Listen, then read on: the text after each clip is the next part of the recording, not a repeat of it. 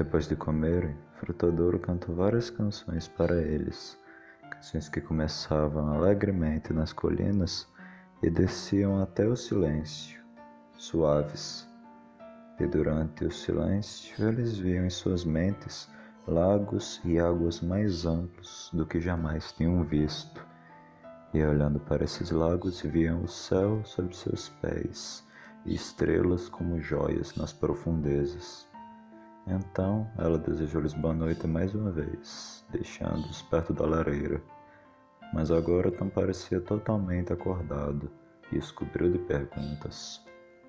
Parecia já saber muito sobre eles e suas famílias, e na verdade também sobre toda a história e afazeres do condado, desde os tempos que os próprios hobbits mal lembravam. Isso não os surpreendeu, mas Tom não escondeu que seu conhecimento se devia em grande parte ao velho magote, aparentemente mais importante do que eles tinham imaginado. A terra sob seus velhos pés e barro em seus dedos, sabedoria nos ossos, e ele tem os 2 olhos abertos, disse Tom. Também ficou claro que Tom tinha relações com os elfos, e parecia que, de algum modo, notícias da fuga de Frodo tinham chegado até ele através de Gildor. E de fato, tanto sabia Tom, e tão habilidosas eram suas perguntas, que Frodo se viu contando a ele mais sobre Bilbo e suas próprias esperanças e temores do que jamais contaram a alguém, até mesmo a Gandalf. "Mostre-me o precioso anel", disse ele de repente, em meio à história, e Frodo, para a própria surpresa, puxou a corrente do bolso e, soltando dela o anel, entregou imediatamente a Tom. O anel pareceu crescer por um momento naquela grande mão morena. Então, de repente, Tom ergueu na altura dos olhos e riu. Por um segundo, os hobbits tiveram a visão, cômica e alarmante, de seu olho azul brilhando através do círculo de ouro. Depois, Tom colocou o anel na ponta de seu dedo mínimo, levando-o para perto da luz da vela. Por um momento, os hobbits não perceberam nada de estranho a respeito disso. Então ficaram pasmos. Nenhum sinal de Tom desaparecer. Tom riu de novo e jogou o anel para os ares, e ele sumiu no clarão. Frodo soltou um grito, e Tom se inclinou para a frente, devolvendo o anel com um sorriso. Frodo examinou-o de perto, com grande suspeita, como alguém que tivesse emprestado uma joia a um ilusionista. Era o mesmo anel, ou parecia ser o mesmo, com o mesmo peso, pois Frodo sempre tivera a impressão de que aquele anel pesava na mão de modo estranho, mas algo o forçava a se certificar. Talvez estivesse um pouquinho zangado com Tom, por dar tão pouca importância ao que até Gandalf considerava tão perigosamente importante. Esperou pela oportunidade, quando a conversa continuava, e Tom estava contando história absurda sobre os texugos e seus estranhos hábitos. Nesse momento colocou o anel.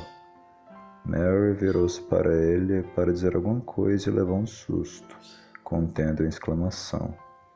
Frodo estava deliciado, de certo modo. Era mesmo o seu anel, pois Merry olhava estupefato para a poltrona. E, obviamente, não conseguia enxergá-lo. Frodo se levantou e andou em silêncio, da lareira até a porta de entrada. "Você aí!" gritou Tom, olhando em direção a ele com o olhar de quem enxerga perfeitamente. "Ei, venha, Frodo! Onde você está indo? O velho Tom ainda não está tão cego assim. Tire seu anel de ouro. Sua mão fica mais bonita sem ele. Volte. Largue dessa brincadeira e sente-se de novo ao meu lado. Temos de conversar um pouco mais e pensar sobre amanhã cedo. Tom precisa lhe ensinar a estrada certa, para evitar que se perca." Frodo riu, tentando se sentir satisfeito. E, tirando o anel, voltou a se sentar de novo. Tom agora dizia que achava provável que o sol aparecesse no dia seguinte, e que amanhã seria alegre, e que poderiam ter boas esperanças ao partir. Mas deviam ir cedo, pois o tempo naquela região era uma coisa sobre a qual nem mesmo Tom tinha certeza, e algumas vezes mudava antes que ele pudesse trocar de jaqueta. Não sou o senhor do tempo, disse ele, bem como não o é nenhum ser de duas pernas.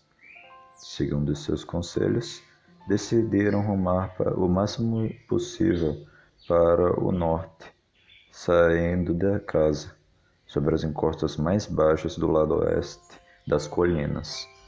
Dessa forma, poderiam ter esperanças de alcançar a estrada leste num dia de viagem e evitar os túmulos. Tom disse que não tivessem medo, mas que cuidassem de suas próprias obrigações.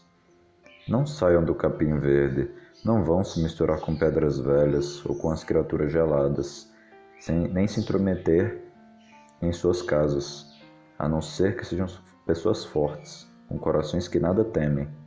Disse isso mais de uma vez e aconselhou-os a passar pelos túmulos do lado oeste, se por acaso se aproximassem de um deles.